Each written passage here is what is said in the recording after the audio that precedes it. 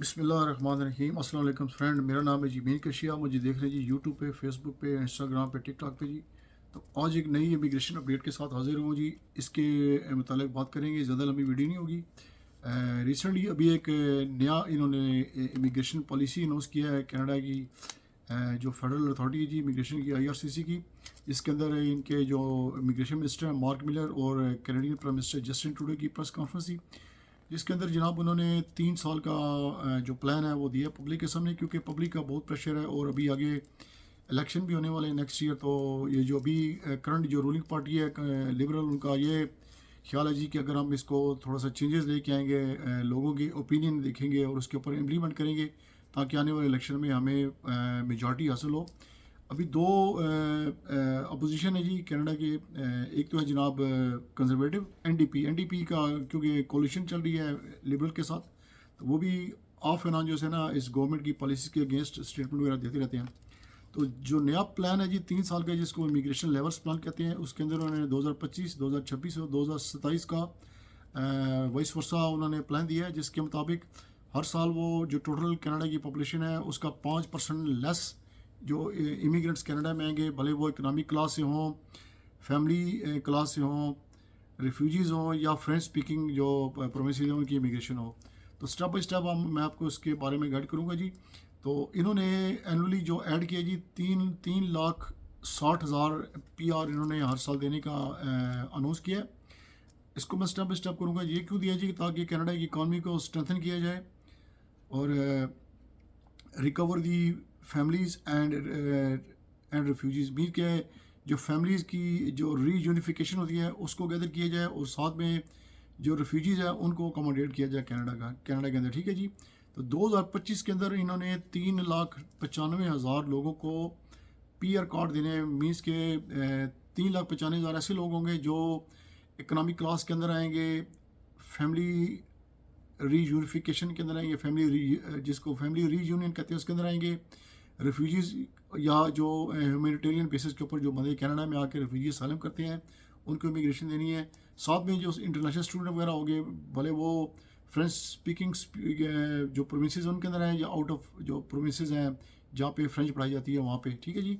तो step by step चलते हैं जी। इकोनॉमिक क्लास का उन्होंने 2025 में जो नंबर ऑफ़ PR उन्होंने अलॉट करने हैं, इश्यूज़ करने हैं, वो हैं जी 2,32,150, ठीक है जी। 2026 में 2,29,750, 2027 में 2,25,350। तो हर साल इन्होंने इसका नंबर ऑफ़ जो PR है, PR यूनिटीज़ हैं वो रिड्यूस करने हैं। मतलब है कि जिन लोगों को PR अलॉट करेंगे या जिन लोगों को PR देंगे, वो हर साल उसकी नंबर ऑफ़ जो इशूस है उसके अंदर रिडक्शन होगी, ठीक है जी। ये थी जनाब इकनॉमिक क्लास। सेकंड है जी फैमिली वीज़ाज़। जो फैमिली वीज़ाज़ में होते हैं जी कि स्पॉन्सरशिप होगी, या आपके जो अंडर 20 एज आपके बच्चे आते हैं उनको जब स्पॉन्सर करते हैं पेरेंट्स, उनके अंदर जी 94,500 2025 में PR इशू करेंगे, ठीक है जी। 88,000 करेंगे 2026 में, और 81,000 करेंगे, 81,000 करेंगे 2027 के अंदर। अब अगला मरला आता है जी रिफ्यूजीज़ का, कि रिफ्यूजीज़ हर बंदा ही आके कनाडा के अंदर रिफ्यूजी का असालम क्लेम कर आता है। अगर वो विजिट वीज़े पे आता है या वो लैंड बॉर्डर से आता है या किसी तरीके से कनाडा में लैंड कर जाता है, तो वो बंदे जो अनडॉक्यूमेंटेड जो इमिग्रेंट्स होते हैं, वो अपने आप को सेटलमेंट करने के लिए, अपने आप को कनाडा में सेट करने के लिए बेसिकली वो क्या करते हैं जी, they go through the refugee asylum claim, ठीक है जी। तो रिफ्यूजीज़ के अंदर उन्होंने 68,000 करने हैं 2025 में। मीन्स के कमिंग ये जो नवंबर स्टार्ट होगा, नवंबर 2024 शुरू हो जाएगा।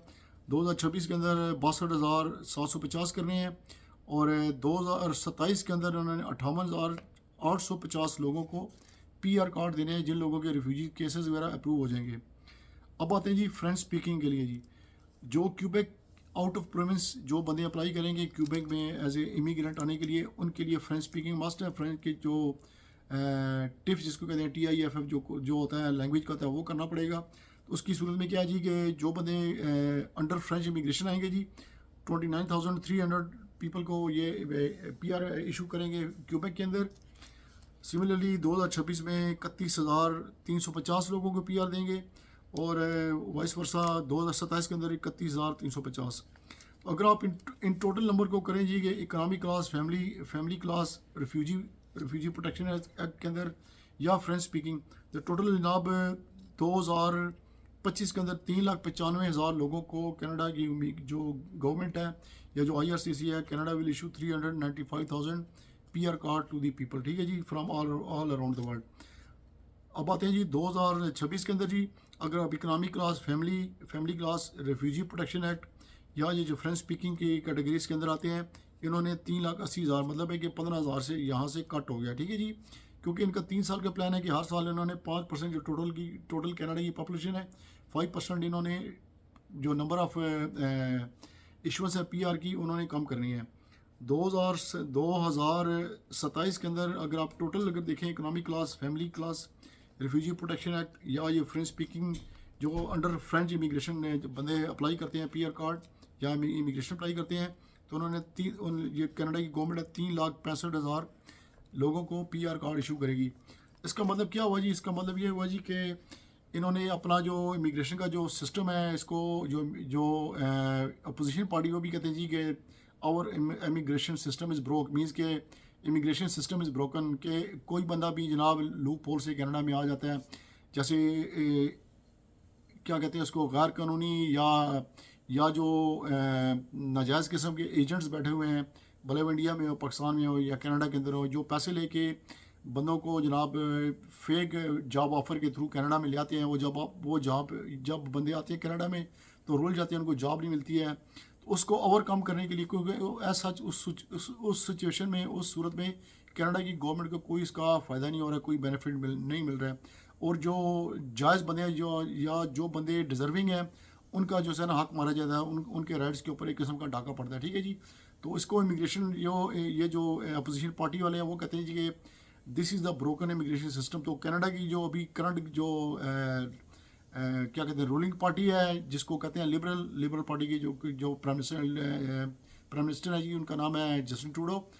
उनका ये प्लान है जी कि अगले साल इलेक्शन होने से पहले हम अपने जो इमिग्रेशन का जो ब्रोकन सिस्टम है हम इसको फिक्स करें, और कम से कम जो कैनेडियन पॉपुलेशन है या जो टैक्स पेयर की मनी उसके ऊपर बर्डन कम हो, ताकि आने वाला जो टाइम है कनाडा के लिए, या जो कनाडा के बाहर से लोग माइग्रेट करके आते हैं, भले वो इकनॉमिक क्लास के अंदर आएँ, फैमिली क्लास के अंदर आए, ठीक है जी, क्योंकि काफ़ी स्ट्रीम्स है इसके अंदर, फैमिली क्लास होगी, इकनॉमिक क्लास होगी। इनका मतलब है जी कि इकनॉमिक क्लास के अंदर, फैमिली क्लास के अंदर, या रिफ्यूजी प्रोटेक्शन एक्ट जिसके अंदर रिफ्यूजीज़ वगैरह आते हैं, चाहे वो UNHCR के थ्रू हो, या वो प्रोटेक्टेड रिफ्यूजी, या वो कनाडा में आके लैंड बॉर्डर पे या सी बॉर्डर से, या वो थ्रू एयरलाइन आते हैं कनाडा में रिफ्यूजी असलम करते हैं, उनका जो टोटल जो नंबर ऑफ़ डिपेंडेंट्स हैं, मीन के वो जो कनाडा में आके रिफ्यूजी असलम करते हैं या कनाडा में एज ए इमिग्रेंट आते हैं, तो उनका नंबर कम से कम हो, कम बंदे बुलाया जाए, ताकि इनका जो ब्रोकन इमिग्रेशन सिस्टम है वो फिक्स हो सके, कनाडा के ऊपर बर्डन कम पड़ सके। क्योंकि अभी कनाडा की इकानमी रिवाइव कर रही है, पहले आज से कुछ चंद माह पहले कनाडा की economy, the Canadian economy was very bad. अभी जैसे मौजूदा हालात हैं, अब जो है ना कनाडा में जॉब्स ही मिल जाती हैं, और जो हाउसिंग का क्राइसिस है वो भी कुछ हद तक इम्प्रूव हो गया, और आने वाले टाइम में ये बहुत अच्छा हो जाएगा। तो ये थी भाइयों आज की इमिग्रेशन अपडेट। आई होप कि आपको अच्छी लगी होगी। तो इसका जो सिग्निफिकेंस है वीडियो का वो ये जी कि कनाडा ने अपनी जो टोटल पॉपुलेशन है उसका जो 5% है वो अपने नंबर ऑफ़ जो इमिग्रेंट्स हैं उसकी बेस पे कम कर दिया है। मतलब है कि आने वाले टाइम में वही बंदा आ सकेगा जो इनके क्राइटेरिया के ऊपर पूरा उतरेगा, ठीक है जी। आई होप कि आपको आज की वीडियो अच्छी लगी होगी। अच्छी लगे तो एक थम्स अप ज़रूर दीजिएगा, शेयर कीजिएगा, कमेंट कीजिएगा, और चैनल सब्सक्राइब नहीं किया हुआ तो चैनल भी सब्सक्राइब कर दें। तो चलें जी, मिलते हैं आपको नेक्स्ट वीडियो में। अस्सलाम वालेकुम।